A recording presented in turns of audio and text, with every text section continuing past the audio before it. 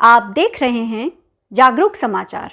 हमारा मकसद है सच को सामने लाना ताकि समाज को बेहतर बनाने का संघर्ष तेज कर सके, अपनी भूमिका निभा सके। आप देख रहे हैं जागरूक समाचार। इस बार के विशेष एपिसोड में हम रवीश कुमार की बात करेंगे। एनडीटीवी अडानी के हाथों बिकने के बाद पत्रकार रवीश कुमार ने इस्तीफा दे दिया। रवीश कुमार जैसे खोजी, अध्ययनशील और निडर पत्रकार के इस्तीफे पर पूरे विश्व के मीडिया और देश के संजीदा पत्रकारों ने अपनी प्रतिक्रिया व्यक्त की। जागरूक समाचार की टीम ने उदयपुर के कुछ वरिष्ठ पत्रकारों और देश के जाने माने साहित्यकार श्री जीवन सिंह जी से 2 सवालों पर बात की। टीम ने पूछा कि एनडीटीवी के बिकने की घटना को आप कैसे देखते हैं। दूसरा, रवीश कुमार जैसे संजीदा पत्रकार के इस्तीफे का हमारे लिए क्या मतलब निकलता है, सुनिए। मैं इस घटना को इस तरह से देखता हूं कि एक पूरी की पूरी सत्ता, उसको सिर्फ एक आदमी से डर लगता है। पूरा मीडिया इस सत्ता ने या मोदी जी ने इसको अपने कब्जे में कर लिया, जहां पे आप 24 घंटे सिर्फ मोदी जी को देख सकते हैं। सिर्फ एक आदमी उनकी बोली नहीं बोलता था और वो आदमी उनको खटकता था। मैं बहुत एक सीधी सी बात, एक सवाल है जो शायद मेरा नहीं, एक आम आदमी का सवाल होगा कि मोदी सरकार विकास की बात करती है, सबका साथ सबका विकास, और हर जगह कि भाई हम विकास की बात करते हैं। तो जब आप विकास कर रहे हो, आप विकास की बात कर रहे हो, तो आखिर आपको उस एक आदमी से डर क्यों लगता है? आपको उस एक आदमी से डर इसलिए लगता है कि वो बेरोजगारी की बात करता है। उस एक आदमी से डर आपको इसलिए लगता है कि वो महंगाई की बात करता है, वो मुद्दों की बात करता है। आपका जो प्रोपेगेंडा फैलाया हुआ है, जो हिंदू मुस्लिम का जो प्रोपेगेंडा जो हर टीवी चैनल पे चलता है, उसको उसने आगे बढ़ाने से मना कर दिया। इसलिए आपको डर लगता है, इसलिए वो आपको परेशान किया हुआ था, क्योंकि वो सच बोलता है, क्योंकि वो सवाल करता है, सीधा सत्ता से सवाल करता है। क्योंकि एक पत्रकार का काम वो अपनी पूरी ईमानदारी के साथ में करता था कि पत्रकार का काम होता है कि सत्ता से सवाल करना, और सत्ता से सवाल वो कर रहा था और वो अपना काम ईमानदारी से कर रहा था। तो वो ईमानदारी से काम करना आपको बुरा लगा और उससे आपको डर लगा, और इसीलिए आपने अपने दोस्त को एक मिशन पे लगा दिया कि जिस चैनल के ऊपर ये काम करता है उस चैनल को आप खरीद दो। आपके दोस्त ने यही काम किया कि उसको वो एक कौन सा जो इन्होंने टेक ओवर किया, उसको मुझे नाम नहीं आ रहा है, कि उस तरीके से उन्होंने टेक ओवर किया और टेक ओवर करके और साहब को गिफ्ट में दे दिया कि ये लो साहब, चैनल गिफ्ट में आ गया।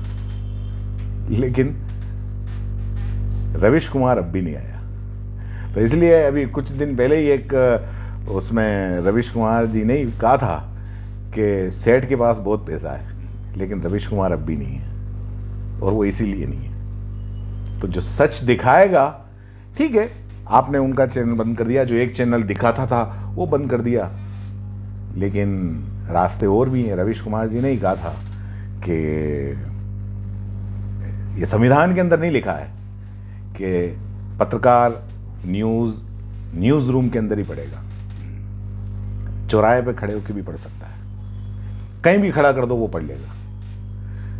और उन्होंने ये भी कहा था, ये बात भी याद रखनी चाहिए, हर पत्रकार को याद रखनी चाहिए, बल्कि हर एक आम आदमी को याद रखनी चाहिए कि जंग जीतने के लिए नहीं लड़ी जाती है। हर जंग जीतने के लिए नहीं लड़ी जाती है। कुछ जंग इसलिए भी लड़ी जाती है कि दुनिया ये याद रखे कि लड़ना जरूरी है, कि कोई था जो लड़ा था। ऐसी घटना से हम जैसे लोगों को क्या सबक लेना चाहिए? हम जैसे लोगों को और मोटिवेट होना चाहिए कि एक पत्रकार को खरीदने के लिए पूरी की पूरी सत्ता लग गई, इसके बावजूद भी वो नहीं बिका। तो जो हम जैसे लोग हैं, जो वाकई चाहते हैं कि जो सच हो वो दिखे, हमको मोदी सरकार से या भाजपा की सरकार से उससे कोई वो नहीं है। हमारा काम है, हम पत्रकार हैं, हमारा काम है सत्ता से सवाल करना। फर्क नहीं पड़ता कि सत्ता किसकी है, कांग्रेस की है या भाजपा की है? आज 2014 के पहले रविश कुमार का प्राइम टाइम आप उठा के देख लो, रविश की रिपोर्ट उठा के देख लो, वो सीधे मनमोहन सिंह से सवाल करते थे। मनमोहन सिंह को उन्होंने खुला चैलेंज किया था कि मुझे बहुत अच्छी तरीके से याद है, कहीं ना कहीं आपको मिल जाएगा, जब उन्होंने मिड डे मील के लिए रिपोर्टिंग की थी तो उन्होंने मनमोहन सिंह को खुला चैलेंज किया था कि मैं देश के प्रधानमंत्री को खुला चैलेंज करता हूं कि वो एक दिन आके इस मिड डे मील का खाना खा के बता दें। तो ये पत्रकार का काम है, सवाल करना। तो इसलिए हम जैसे लोगों को तो और मोटिवेट होना चाहिए कि भले पूरी सत्ता लग जाए, आपको सच बोलना है, आपको सच दिखाना है और आपको हमेशा सत्ता से सवाल करने हैं। Right, thank you. कि पूंजीवादी व्यवस्था में ऐसी सब चीज़ें होती रहेगी, होती रहती है, और जिसका पैसा है वो सब काम करता है। हाँ, ये बात ज़रूर है कि रविश कुमार का इस तरह त्यागपत्र देना उसकी मजबूती तो बताता है, लेकिन कुल मिलाकर के पत्रकारिता को नुकसान है इससे, और देश का नुकसान तो है ही है। एनडीटीवी बिक जाना एक गोदी मीडिया है, बाकी तो ये एक ही टीवी था, और एक ही टीवी में भी रविश ही एक व्यक्ति था जो देश के आम आदमी की बात को सामने रखता था, और किसी भी बड़े से बड़े मतलब प्रधानमंत्री तक पर भी सीधी आवाज़ करने में या चोट करने में चूकता नहीं था। तो सही में मीडिया का जो फ़र्ज है वो पूरा कर रहा था। दुख इस बात का है कि अब इस देश के अंदर उस तरह के मीडिया के लोग नहीं रहे हैं, ख़ास तौर से टीवी में, और प्रिंट मीडिया में भी वैसे नहीं है। अब यूट्यूब का ज़माना है, लेकिन यूट्यूब और सोशल मीडिया का उतना विस्तार नहीं है कि, और उतनी स्पेस नहीं है कि जितनी टीवी में हो। तो टीवी का इफ़ेक्ट तो नहीं आएगा, भले उसने अब एक टीवी चैनल, उसने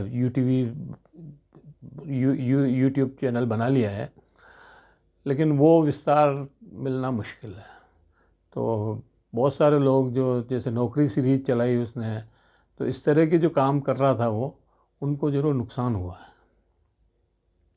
पत्रकारिता संक्रमण काल से गुजर रही है और ये उसका एक चरम आ गया है। रविश एक पत्रकार नहीं, रविश एक विचारधारा थे, और उनका एनडीटीवी से जाना एक बहुत मायने रखता है। एक चौथे स्तंभ को ये दर्शाता है कि पत्रकार बिका नहीं है। अखबार बिक गए हों, अखबार का मालिक बिक गया हो, लेकिन पत्रकार बिका नहीं है। तो रविश का इस तरीके से जाना हमें ये संकेत देता है कि पत्रकारिता जब इस स्तर पर, इतने उच्च स्तर पर भी उसको छोड़ने के लिए बाध्य किया जा सकता है, तो निचले स्तर पर चौथे स्तंभ की क्या दशा है। तो इस ओर हमें ध्यान देना पड़ेगा और हमें और मजबूत होना पड़ेगा। लोकतंत्र के चौथे स्तंभ को बचाने के लिए हमें और भी रविश कुमार पैदा करने पड़ेंगे, हमें रविश कुमार को और लाना पड़ेगा। रविश कुमार गए नहीं हैं, रविश कुमार आएंगे, उनकी विचारधारा हमारे बीच है, रहेगी, निरंतर चलती रहेगी, लेकिन हमें इसके ऊपर गंभीरता से लेना होगा। इसे बिल्कुल हल्के में नहीं लेना है। जिस तरीके से धन पत्रकारिता पर हावी हो रहा है, जिस तरीके से उद्योगपति अखबारों को खरीदने की जो कर रहे हैं, उससे वो पत्रकार और पत्रकारिता को खरीदने की कोशिश कर रहे हैं। उनकी इस कोशिश को हमें नाकाम करने का यत्न करने होंगे। ठीक है, थैंक यू। देखिए, मैं तो इसको पूंजी की तानाशाही के रूप में समझता हूँ। पूंजीवादी व्यवस्था में पूंजी सर्वोपरि हो जाती है और बाजार के साथ मिलकर वह उन सभी चीज़ों को अपना आधिपत्य जमा लेती है धीरे धीरे करके, जो लोकतंत्र को मजबूत करने में जो चीज़ें मदद कर रही होती हैं। यानी पूंजीवादी व्यवस्था लोकतंत्र विरोधी व्यवस्था बन जाती है। एक ज़माने में जो पूंजी सामंतवाद से पूंजीवादी और प्रगतिशील व्यवस्था में आती है, वही धीरे धीरे जब पूंजी अति संचय हो जाता है पूंजी का, तो वही जनतंत्र को फिर खाने लगती है।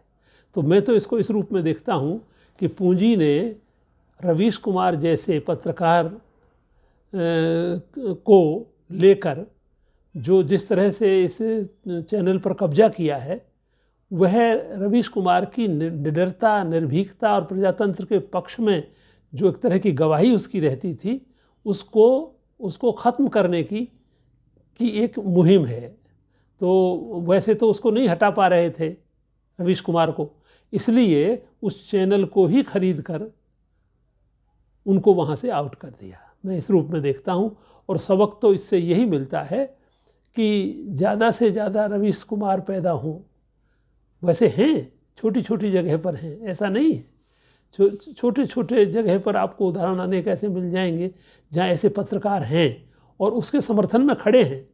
इसलिए यह निराशा की कोई बात नहीं है। मैं इसको इस रूप में नहीं देखता कि एक चैनल खरीद लेने से रवीश कुमार की आवाज़ ख़त्म हो जाएगी। रवीश कुमार की आवाज़ करोड़ों लोगों के मुख से निकलेगी धीरे धीरे। इसका उल्टा परिणाम भी हो सकता है। तो मैं इस रूप में देखता हूँ। धन्यवाद। Thank you. भाई एनडीटीवी का बिकना तो वर्तमान जो निज़ाम है उसके विरोध को समाप्त करना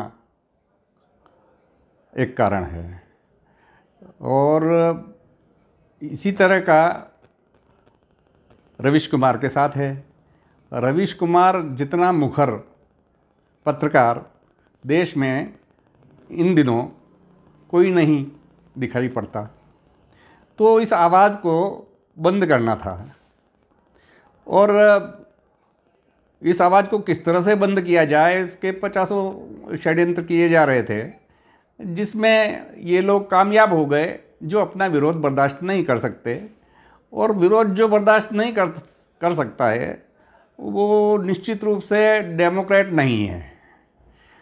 डेमोक्रेट होने का मतलब ही ये है कि आप विरोध को बर्दाश्त करें, विरोध के स्वर को कुचलें ना, उसका आप संवाद करें।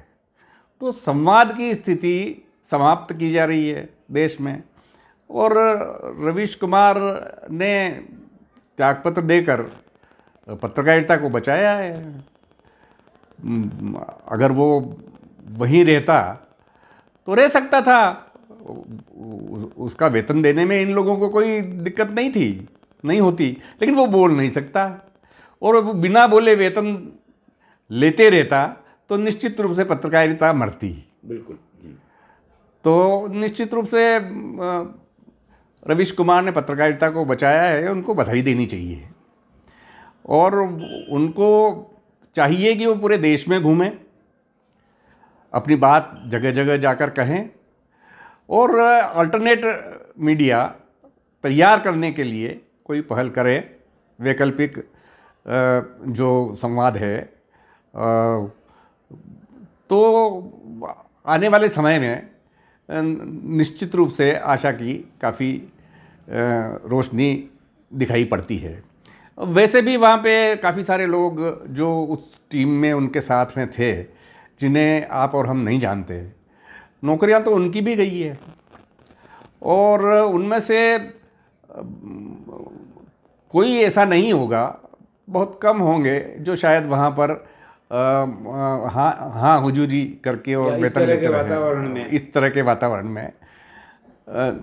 तो कुल मिला के ये जो वर्तमान निज़ाम है, ये किसी भी विरोध को बर्दाश्त नहीं करना चाहता, विपक्ष को ही बर्दाश्त नहीं करना चाहता। और मीडिया तो सनातन विपक्ष है, उसका काम ही विरोध करना है, प्रश्न उठाना है। तो उसको बर्दाश्त करने का कोई कारण इनके पास में है नहीं। अभी जो आप देख रहे हो कि दिल्ली में जो नया वो बन रहा है, सेंट्रल विस्टा कहूँगा मैं उनको, तो वो तिकोना है। जबकि जनतंत्र की बिल्डिंग के 4 कोने होते हैं, उसमें प्रेस वाला एक कोना वो वहाँ से गायब हो गया है।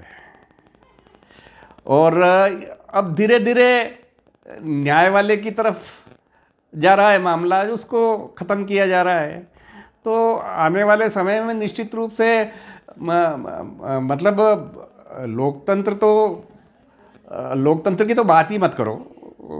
लोकतंत्र तो न तो आज है न पहले कभी आया था। ये सब निरंकुशवाद चल रहा था, ऑटोक्रेसी चल रही थी। उस ऑटोक्रेसी में ये कबड्डी का खेल खेल रहे हैं, एक दूसरे की टांग पकड़कर खींच रहे हैं।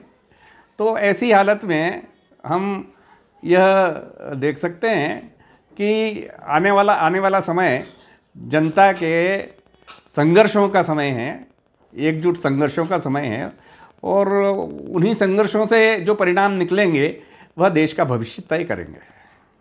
आप देख रहे थे जागरूक समाचार। अगले सप्ताह फिर मिलेंगे नई जानकारी और समाचार के साथ। आपसे निवेदन है कि चैनल को लाइक करें, सब्सक्राइब करें और शेयर अवश्य करें। धन्यवाद।